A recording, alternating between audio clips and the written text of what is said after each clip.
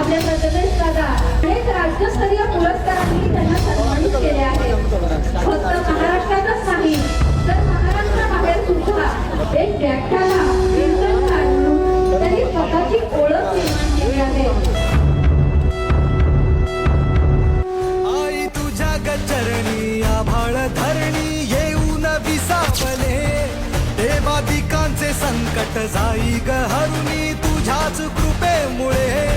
नाद झंकार तू सारा संसार तू, नाद झंकार तू सारा संसार तू, तुझ्या पायाशी आम्हा राहू दे आई जगदंबे, आई जगदंबे, आई जगदंबे, आई जगदंबे।